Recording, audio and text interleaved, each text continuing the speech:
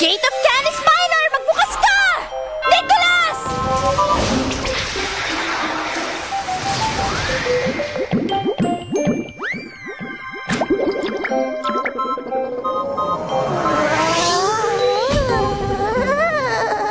Ang cute naman niya. Yan ang tinatawag na love. Ano bang ibig sabihin ng sinasabi mo? Hindi kita maintindihan. Hayaan mo, ipakita ko sa'yo. Doll attack! Doll control! Teka, Blue. Hindi ito maaaring mangyari.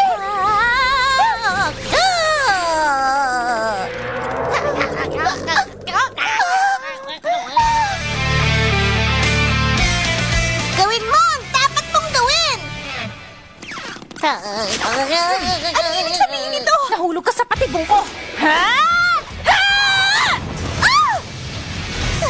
Hindi ito maaari! Mahina siyang spirit! Ang tama ka, sinadya ko talaga magtawag ng mahinang spirit para maging walang kwenta ang mahik ang ginagamit mo sa pagkontrol ng mga bagay! Release control ngayon din! Huwag mong alalahanin yun! Pwede ka na pumaling ngayon! Ngayon din, doll attack! Rock doll! Mukhang magpapaulit-ulit lang tayo. Wawasakin ng spirits ko ang dolls mo. Tapos kokontrolin sila at isasara ko ang gate! Para yata nakakapanibago. Love din ba yan? Magpapaikot-ikot lang ba tayo? Wawasakin to? Itong malaking bato? Teka, pero meron ba akong spirit na kayang wasakin ng ganyang kalaking bagay?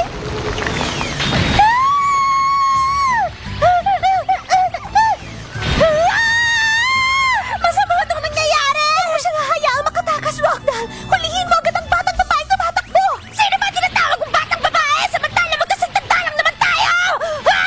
Kaya maganda yan! Magsalita ka ba? Hindi magtatagal maabutan ka namin! Ano kayang spirit na pwede kong gamitin? Ano kaya ang spirit na pwede?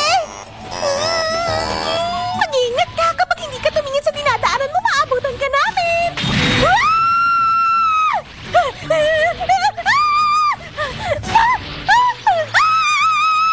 Sige, papakan mo na siya!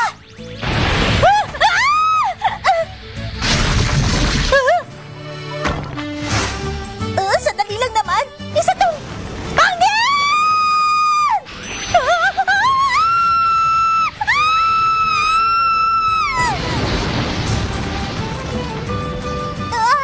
Bilis! Talunan mo siya, Rockdoll!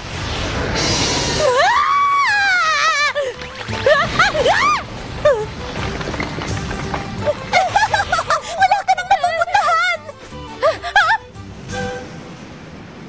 Ang dagat. Pwede kong tawagin si Aquarius pero...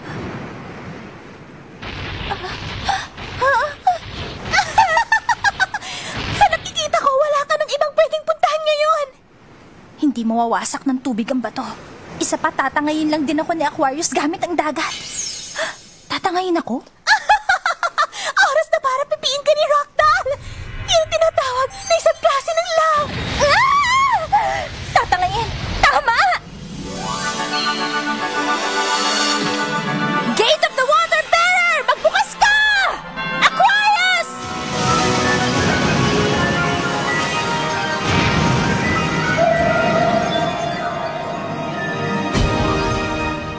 Aquarius? Meron ka palang napakalakas na spirit pero ngayon mo lang tinawag? Ang babaeng yun ang kalaban! Galit ka sa mga babae, hindi ba? Labanan mo siya!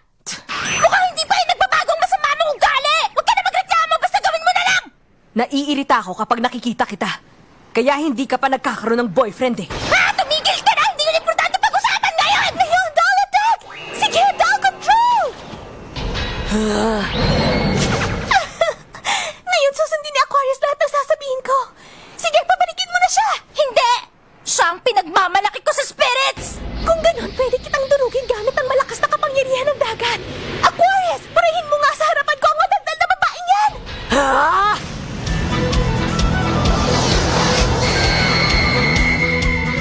Plano ko rin talagang gawin ang bagay na yon!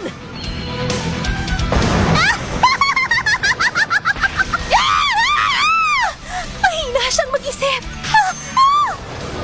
Sandali lang!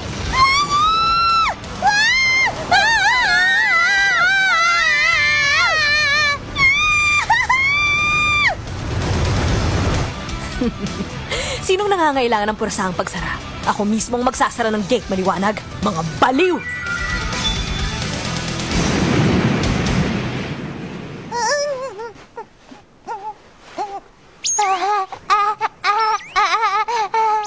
Walang pinagkaiba ang ginawang pagtangay ng tubig na Aquarius sa kakampi at kalaban niya.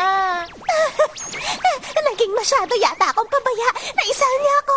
Pero kahit na hindi naman niya nagawa sa akin ang raktal ko, ayos na rin siya. Pero nagkocontrol sa kanila kaya hindi ko kailangan wasakin yung dahil. Ang kailangan ko lang gawin ay hulihin ka tapos para malaman ko ganito kung kaya ng isang fairy tale wizard. Ito yan! Sinasabi ko ba sila? Hindi, dahil ako panalo sa atin! Ako talaga yung panalo! Ano sinasabi ko ba? Hilo-hilo ka nga eh! Talagang sa'yo! Ito yung mukhang gusto ko! Ganyan ka dapat! Nakakayos ka! Ito dapat sa'yo! Ito! Tanggapin mo to! Hindi! Natalo niya ako sa laban. Hindi ito maaari. Uulitin ko para hindi mo na makalimutan. Isa ako sa mga miyembro ng Fairy Tail! Ayos lang kahit na walang nagsisilbing liwanag sa buhay ko sa oras na to. Hindi pa rin nagbabago ang pagtingin ko kay Rete kahit kailan. Ang dami mong sinasabi, hindi ka naman mamamatay, drama queen. Angelica!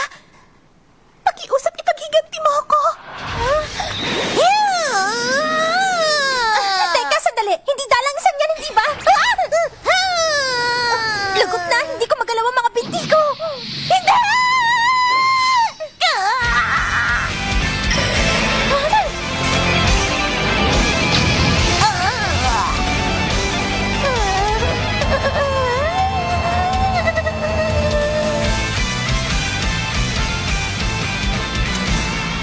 Hi, Elsa! Ma'am! Oo nga pala, may nilabag kaming patakaran ng gear dahil kumuha kami ng S-Class sa misyon ng hindi nagpapaalam. Lucy, alam mo na kung bakit nandito ako. Naiintindihan mo? Dahil para ibalik kami? Hindi ba yun ang dahilan? Hindi ba yun ang dahilan? Hindi ba yun ang dahilan? Hindi ba yun ang dahilan?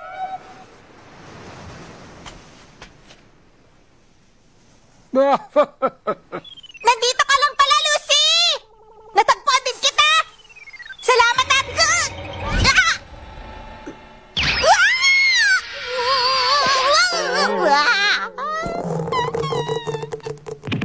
Nasaan na si Natsu? Makinig ka muna. Patawad kung hindi kami nagpaalam sa misyon. Pero nasa panganib ang buhay ng mga tao dito sa isla. May isang grupo na gustong buhayin ng isang halimaw na nakakulong sa yelo habang ang mga tao rito sa isla naghihirap dahil sa spell na ginagamit. Isa yung malaking problema. Kahit papano gusto na rin namin iligtas ang mga tao at ang islang ito.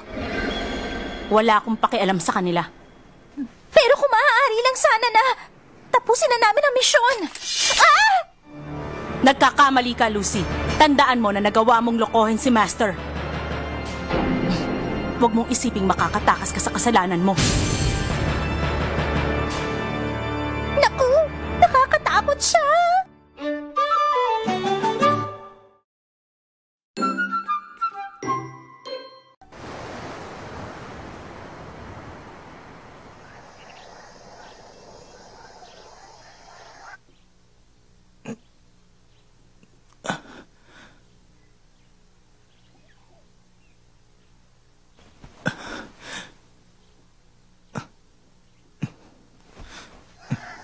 Nasa ang lugar ako?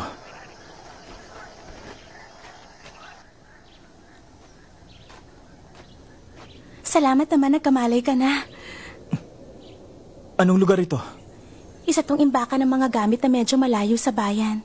Yung bayan, nawasak ng tuluyan kagabi. Pumunta rito lahat para makapagtago. Yung bayan? Nawasak? Wasakin yung buong bayan. Opo! Masusunod! Wasakin yung buong bayan. Leon, hayop ka. Talagang tinuloy mong pagwasak.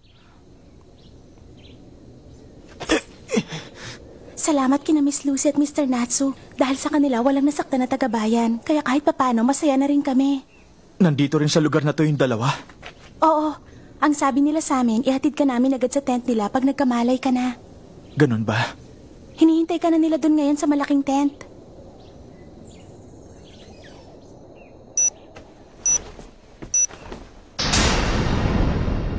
Kanina pa kita hinihintay, Gray. Ersa? Lucy? Happy? Sinabi na sa akin ni Lucy ang buong nangyari. Hindi ba dapat pipigilan mo si Natsu na huwag ituloy ang misyon? Wala akong masabi sa ginawa mo. Si Natsu? Yan din ang gusto kong itanong sa'yo. Ang naaalala ko, nasa bayan siya nakikipaglaban sa mga tauhan ni Rete. Pero pagpunta namin, hindi namin siya nakita. Naisip ko nasa mabuting kalagayan si Natsu. Kaya ang nangyari, sinabihan ako ni Erza na dalhin ko siya kung saan ka nagpapahinga, Gray. Naghahanap ako mula sa ere nung makita kong imbaka na to. Kaya naisipan namin na pumunta na lang dito para makita ka. Gray, kailangan nating hanapin si Natsu at kapag nakita natin siya, babalik na tayo. Anong ibig sabihin ng sinasabi mo, Erza? Akala ko ba alam mo na ang buong kwento? Kung ganun, alam mo na kung ano nangyayari sa islang to. Ano ngayon kung alam ko na? Ay, grabe naman. Ang ganda na nga ng naisip ko, sabay nakatulog naman ako. Ang pagkakataon talaga.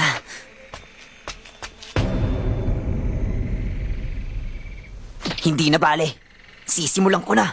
Nagpunta ako rito para ibalik sa guild ang mga salamangkerong lumabag sa ating patakaran. Wala na akong iba pang kailangang gawin sa lugar na to. Hindi mo ba nakita ang itsura ng lahat ng mga taga-bayan sa islang ito? Nakita ko.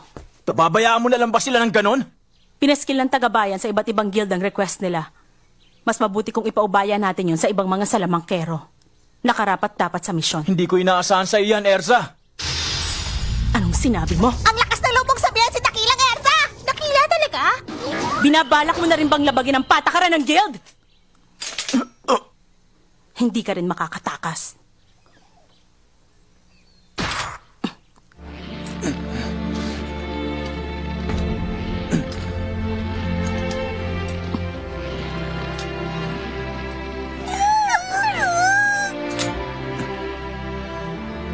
Gawin mo ang dapat mong gawin.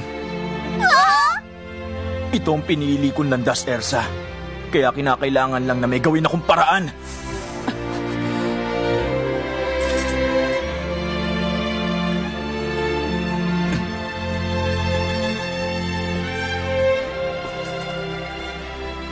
Tatapusin ko ang isang ito. Pagkatapos gawin mong gusto mo.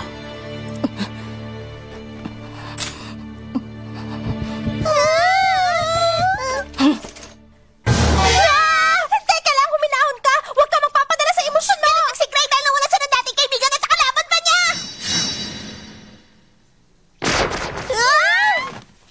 Hindi ka tanggap-tanggap ang sitwasyon. Itutuloy natin to pagkatapos maayos ang lahat. Erza! Huwag kayong masyadong matuwang dalawa. Mapaparusahan pa rin kayo. Oo!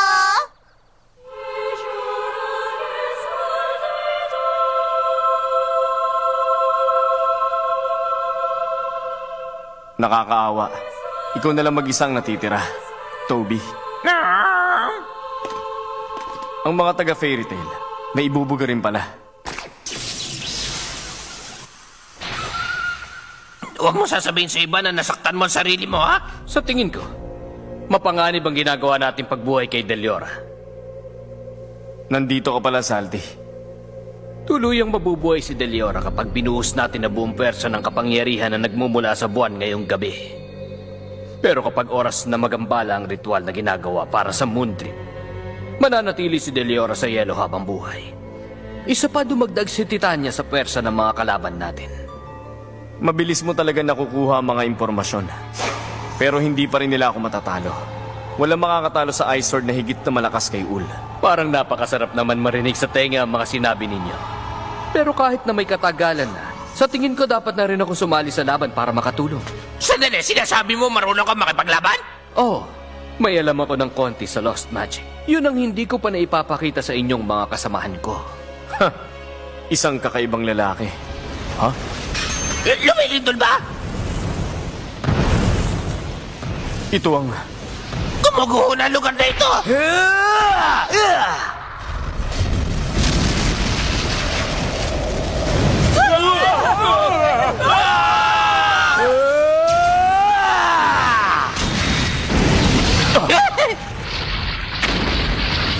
Anong ibig sabihin nito? Sa nakikita ko, wala talaga siyang sinasayang na oras.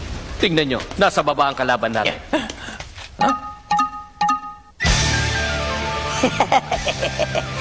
Mas pinili kong wasakin ang ruins para malaman yung nandito ako. Pero nahihirapan ako ibagsak ang templo. Hindi ko inaasahan ng ganito. Anong gusto mong mangyari? Patatabingiin ko ang templo! Nang sa ganun, hindi na maliwanagan ng buwan ang halimaw na nasa ilalim ng lupa. Pasaway, napakalakas ng loob mo. Humanda ka, taga Fairy Tail! Nalilito ako. Hindi ko na alam kung ano nangyayari ngayon sa paligid. Pinaplano niyang wasakin ang buong templong kinatatayuan natin. Dahil sa ginawa niyang pagsira sa kalahati ng mga poste sa isang gilid ng templo gamit ang mahika.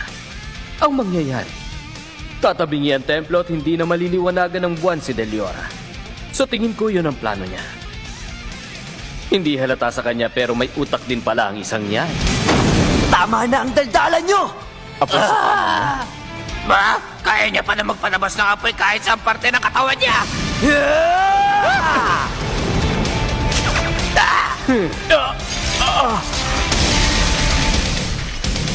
Ano ang isang yun? Hindi totoo? Ice Make Eagle! Hindi mo sila maiiwasan sa ere.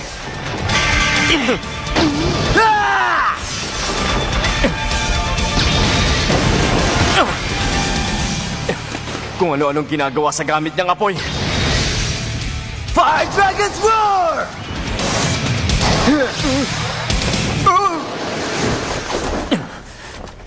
Mukhang maswerte ka pa rin kahit papano. Hindi ba, Rete? Gusto ko malaman niyo na ako tinamaan ang apoy niya. Anong ginawa mo? Ano? Sagutin mo ako. Ang mahika mong sumira ng sahig na yan, kaya nagkabutas. Rete, wala talagang nakakatakas sa matatalas mong mata. Pero sana lang maintindihan niyo ako. Hindi ko hahayaang mawala ka hanggat hindi pa tuluyang nabubuhay si Deliora mula sa pagkakakulong sa yelo. Sinasabi mo bang wala na sana ako kung tinamaan ako nung apoy kanina?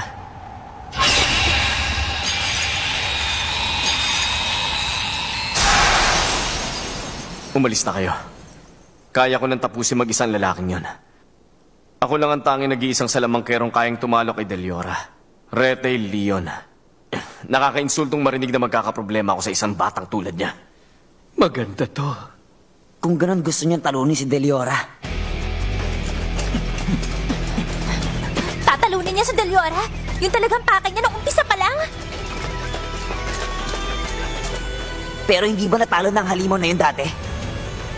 Kaya mo ba wawasakin ng yelo para labanan siya mag-isa? Kakaiba pala ang pag-iisip na meron ka. Ginagawa ko lahat to para mahigitan si Ul. Para tuluyang umagawang mangarap! Kung ganon, bakit hindi mo na lang direktang hamunin si Ul? Hindi mo ba narinig ang balita? Matagal na panahon na siyang patay! Ang nakatalong si Ul ang nagturo sa akin ng mahika. Binuwis niya ang buhay niya sa halimaw na yan. Ang ibig sabihin namatay siya matapos ang lahat. Tama ka. At si Greya may kasalanan nun! Ha!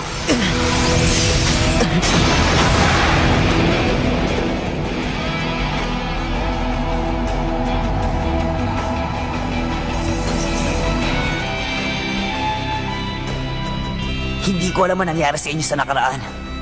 Pero ang gusto mong mangyari ngayon ay nakakadulot ng paghihirap sa maraming tao. Imumulat ko ang mga mata mo gamit ang nagliliyab kong apoy! Ang pakay talaga ni Leon ay mahigitan ng master naming si Ul. Pero ngayong wala na sa mundong ito si Ul, gusto niyang talunin si Deliora na siyang hindi nagawang patay ni Ul para mahigitan siya. Ganun pala. Yun lang ang natitirang paraan niya para mahigitan ng taong patay na. Tama! Hindi. Dahil si Leon may hindi nalalaman tungkol kay Ul. Ha? Maaaring totoo nga na hindi na namin kasama ngayon si Ul. Pero alam kong si Ul